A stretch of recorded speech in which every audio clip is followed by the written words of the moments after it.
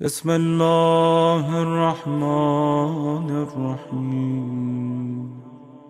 کہ اگر تمہیں اختیار مل جائے، اگر تمہیں اقتدار مل جائے تو تم زمین میں فساد برپا کرو، وَتُقَطِّعُوا أَرْحَامَكُمْ، اور تم اپنے رحم کو قطع کر دو گے، اپنے رشتوں کو توڑ ڈالو گے۔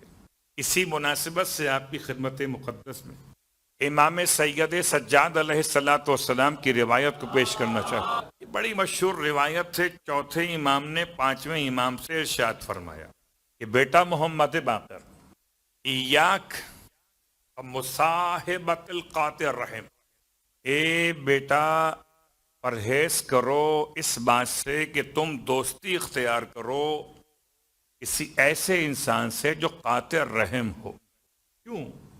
فَإِنِّي وَجَدْتُهُ، بس میں نے قاطع رحم کو پایا ہے، ملعوناً، لعنت پروردگار کا مستحق، فی القرآن ثلاثت مواضع، قرآن میں 3 مقامات پر خدا نے قاطع رحم پر لعنت کی ہے۔ تو یاد رکھیے، دوستی اور صحبت کا عنوان، چوتھے امام کی زبان، پانچویں امام کی شان، ہماری اور آپ کی پہچان، کہ قاطع رحم نہ تو خود بنے اور نہ قاطع رحم سے دوستی گڑھیں۔ جن جن کو دوستی عزیز ہے وہ ولایت چھوڑ دیں، اور جنہیں ولایت عزیز ہے ولایت کی بات مانیں، دوستی چھوڑ دیں۔ یہ دونوں ساتھ نہیں چلیں گے۔ آپ چاہیں کہ یہ بھی خوش رہیں اور وہ بھی خوش رہیں، ساتھ نہیں چلیں گے۔ امام نے اپنے فرزند کو تاکید فرمائی ہے، اور پھر قاطع رحم کے حوالے سے وہ 3 مقامات کون سے ہیں جس میں قرآن میں اس کو ملعون کہا گیا؟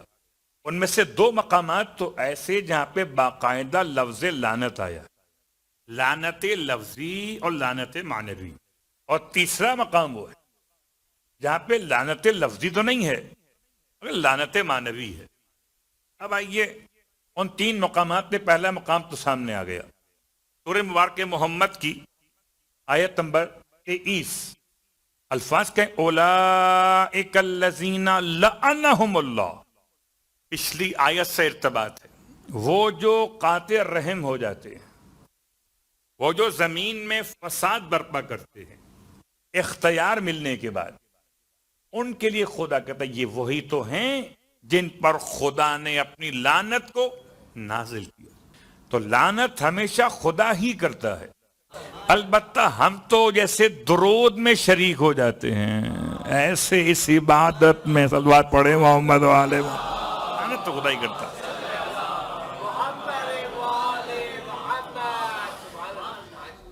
لعنہم اللہ، ایک آیت تو یہ آ گئی، ایک مقام آ گیا۔ دوسرا مقام سورہ حدید کے اندر پروردگار عالم نے ارشاد فرمایا وہ یقطعون ما امر اللہ بہ ان یوصل، کہ جو خدا کے عہد کو توڑ دیں عہد پکا ہونے کے بعد، اور وہ اس کے بارے میں خدا نے جوڑنے کا حکم دیا اسے توڑ دیں، زمین میں فساد برپا کریں، تو ایسے ہی افراد پر خدا لعنت کیا کرتا ہے۔ سورہ حدید آیت نمبر 26 میں، اور آیت نمبر 28 میں سورہ البقرہ کے اندر پروردگار نے وہاں اولئک ھم الخاسرون کہہ کر لعنت کے معنوی انداز کو اختیار کیا۔ تو چوتھے امام نے ان 3 مقامات کو سورہ محمد میں پڑھا، سورہ حدید میں پڑھا، سورہ بقرہ میں پڑھا۔ یہ 3 مقامات پر خدا نے قاطع رحم پر لعنت کو نازل کیا ہے۔ اب جو لعنتی کے ساتھ بیٹھے گا تو رحمت ہی نہیں ہو سکتا۔ آگے جملہ میں کچھ نہ کہوں گا تو جیسے برستی ہوگی ساتھ والے پر ویسے برسے گی ساتھ والے پر۔ تو ساتھ والا ذرا خیال کر کے اپنائیے گا، بڑی احتیاط سے چلنا پڑتا ہے، کہیں ایسا نہ ہو کہ الفاظ کچھ اور سنائی دینے لگے۔ خیر، لفظ والا بھی خیال رکھیے گا، دوستی کی بات ہو رہی ہے کہ دوستی کیجئے تو قاطع رحم سے مت کیجئے۔ اس کے ساتھ ساتھ اللہ کے رسول کی روایت میں 3 لوگ ایسے ہیں یا 3 گروہ ایسے ہیں لوگوں کے جو جنت میں داخل نہیں ہو سکیں. ان میں سے ایک وہ جو مسلسل شراب پیتا ہو، دوسرا وہ جو مسلسل جادو کے معاملات میں پڑا ہوا، مدمن و خمر و مدمن و سحر، مسلسل شراب پینے والا اور مسلسل سحر کرنے والا جادو کے معاملات میں. اگر سارے بائیکاٹ کر دیں جادوگروں کا، تو جب دکانیں بند ہو جائیں گی تو انہیں جادو چھوڑ کر کچھ اور کام کرنا پڑے گا. جب تک ہم اپنے کمزور عقیدوں سے انہیں توانائی پہنچا رہے ہیں تب تک ان کی دکان چل رہی. خیال کیجئے ایسا نہ ہو کہ ہم اس گروہ میں شمار کر لیے جائیں. اور تیسرا ہے قاطع رحم. اور چونکہ کل جو شب قدر کا عنوان آپ کی خدمت میں مکمل کیا گیا اور روز قدر کے اعتبار سے، تو روایت کے لحاظ سے جن افراد کو شب قدر کی برکتیں نصیب نہیں ہوتی ان میں سے قاطع رحم ہے. رحم نکلا کس سے ہے؟ رحم نکلا ہے ماں کے پیٹ سے، رحم مادر. یا یوں سمجھیں، رحم نکلا خدا کی صفت رحمان سے. جب کوئی انسان خدا کی صفت رحمان کو توڑ دیتا ہے تو خدا اس سے اپنی رحمت کو موڑ لیتا ہے، اور رحمت کو موڑ لینا ہی لعنت کہلاتا ہے. لعنت کا مطلب نہ تو گالی ہے، نہ فحش کلامی ہے، نہ تو تڑاق ہے. لعنت کا مطلب ہے اب ابعدہ اللہ من الرحمہ، اللہ اسے اپنی رحمت سے دور کر دیتا ہے. جو خدا کی رحمت سے دور ہے، جب رحمت اللہ نہ ہوا تو اور کیا ہوگا. لازم ہے کہ انسان اس بات پر خیال رکھے کہ نہ تو خود کبھی قاطع رحم کرے. قاطع رحم کا مطلب پھر یاد دلا دوں، گرچہ یہ موضوع اتنی بار پڑھا گیا کہ سب کو زبانی یاد ہو گیا، اور آج تو خاص یاد کیجئے. آج خدا نے ایک چچا کے حوالے سے، پیغمبر کے چچا کے حوالے سے قرآن میں سورہ اتارا ہے. ہجرت کا دوسرا برس ہے کہ پیغمبر کو خوشی ملی ہے کہ جو پیغمبر کو پریشان کرتا تھا وتھ وائف. کبھی کبھی کہتے ہیں کہ کیا فیملی ویزا ہے؟ جی بالکل، ابو لہب کا فیملی ویزا جہنم کا. صلوات پڑھیں محمد و آلہ.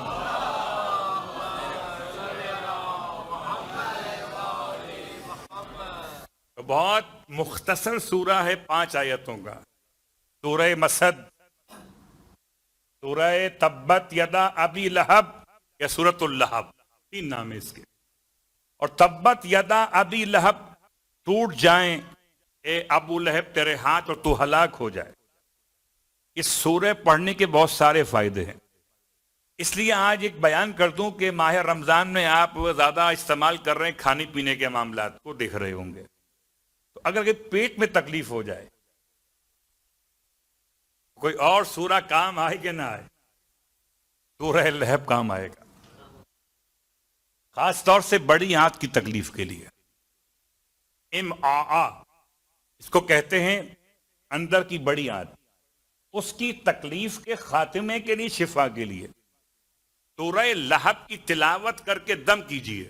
انشاءاللہ یہاں تکلیف ختم ہوگی اور خدا قیامت میں ابو لہب سے دور رکھے گا.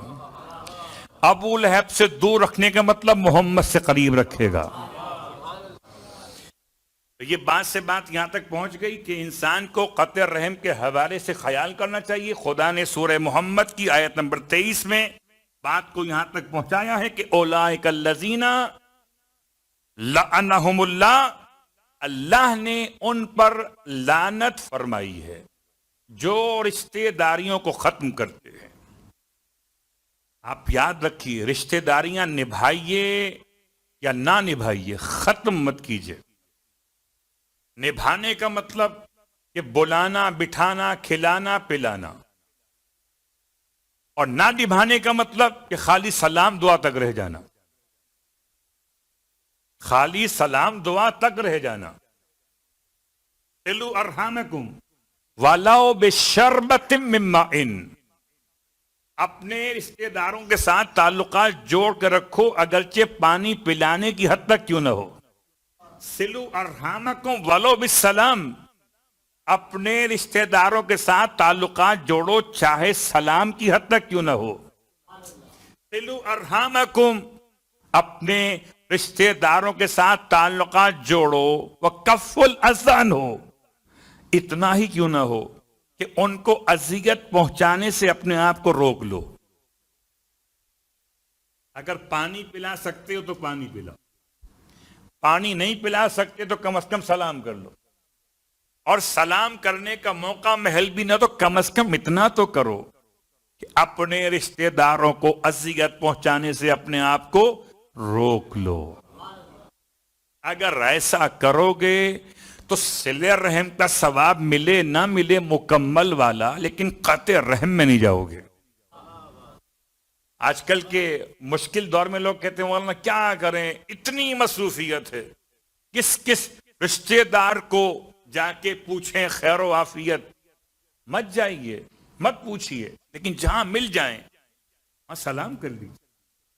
اس انداز سے کیجیے کہ جو دیکھنے والا ہو سمجھ لے کہ ایسے مل رہے ہیں جیسے عزیز مل رہے ہوں۔ اولئک الذین لعنہم اللہ، لیکن جنہوں نے قطع رحم کیا ان پہ اللہ کی لعنت ہے۔ لعنت کا مطلب کیا ہے؟ لعنت کا ایک مطلب تو آپ نے سن لیا، خدا ان کو اپنی رحمت سے دور کر دیتا۔ کیا صرف یہی مطلب ہے؟ جواب جی نہیں، لعنت میں ہر جگہ مطلب الگ الگ ہے۔ کیا مطلب وہ حضور؟ جیسا ملعون ہوگا ویسی لعنت ہوگی۔ کیٹیگری اے کا ہوگا، کیٹیگری بی کا ہوگا، کیٹیگری سی کا ہوگا۔ آپ پہنچ رہے ہیں وہاں تک؟ جیسی کیٹیگری ہوگی لعنت بھی ویسی ہوگی۔ یعنی کبھی عمل کا مسئلہ ہوگا، کبھی عقیدے کا مسئلہ ہوگا، کبھی جسم کا مسئلہ ہوگا، کبھی روح کا مسئلہ ہوگا۔ یہاں پر لعنت کی وضاحت میں نہیں کر رہا، اس آیت میں خود وضاحت موجود ہے۔ فَأَسَمَّهُمْ وَأَعْمَى أَبْصَارَهُمْ، یہاں مطلب یہ کہ خدا ان کی سماعتوں کو اسمہم ختم کر دے گا، یعنی بہرا کر دے گا۔ وَأَعْمَى أَبْصَارَهُمْ، اور خدا ان کی آنکھوں کو اندھا کر دے گا۔ ایک لعنت کا مطلب یہ ہوا کہ خدا جس کی آنکھوں کو اندھا کر دے، جس کے کانوں کو سماعت سے محروم کر دے، سمجھے اس پر خدا کی رحمت نہیں آ رہی۔ اب آئیے، یہ سماعت پہلے ہے اور بصارت بعد میں ہے۔ یہ ٹیکنیکل مسئلہ ہے کہ خدا نے انسان کو بنایا ایسا ہے کہ دیکھتا بعد میں ہے، سنتا پہلے ہے۔ شکم مادر میں تھا، سنتا پہلے تھا، دیکھنا تو بعد میں شروع کیا ہے۔ ایسا سنتا تھا کہ اگر ماں تلاوت قرآن کرتی تھی، اور ہمیں اور آپ کو کیا پتا، ہم نے تو ماں کی آواز سنی تو ہمیں کیا خبر تھی کیا پڑھ رہی ہے ماں؟ ہم نے دیکھا کچھ کامل انسان ایسے گزرے ہیں کہ اگر ماں یا رشتے کی دادی سورہ انا انزلنا پڑھ رہی ہو تو اندر سن کر شہزادہ سورہ انا انزلنا پڑھ رہا ہے۔ تو کبھی سماعت کا مسئلہ، خدا کی طرف سے بہترین جو نعمت ہے انسان کے لیے وہ قوت سماعت۔ سماعت پہلے آتی ہے، بصارت بعد میں آتی ہے، دیکھتا انسان بعد میں ہے۔ عجیب بات ہے، آنکھیں کتنی ہیں؟ کہا دو۔ کہا کان کتنے ہیں؟ دو۔ زبان مگر ایک ہے۔ اس کا مطلب کیا؟ زیادہ کام آپ کو زبان سے نہیں لینا ہے، زیادہ کام آپ کو کان سے اور آنکھ سے لینا ہے۔ تحصیل علم کا مضبوط ترین ذریعہ انسان کے کان ہیں، اور تحصیل علم کا یقینی ترین ذریعہ انسان کی آنکھیں ہیں۔ کہ میں نے مضبوط یقین کو الگ کیوں کیا؟ کہ فاصلہ 4 انگشت کا امام مجتبیٰ علیہ السلام کے الفاظ میں آ چکا ہے.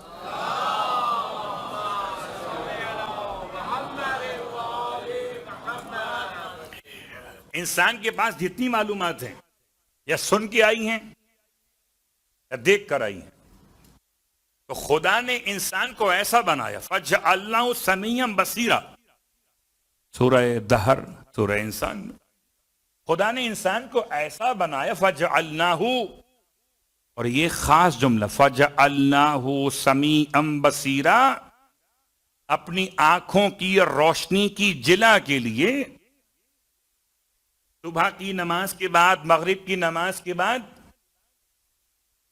چاہیے کہ اس طرح خدا سے فریاد کی جائے کہ اعیذ نور بصری بنور اللہ الذی لا یطفئ، میں اپنی نور بصارت کو خدا کے اس نور کی پناہ میں دیتا ہوں جس سے بجھایا نہیں جا سکتا.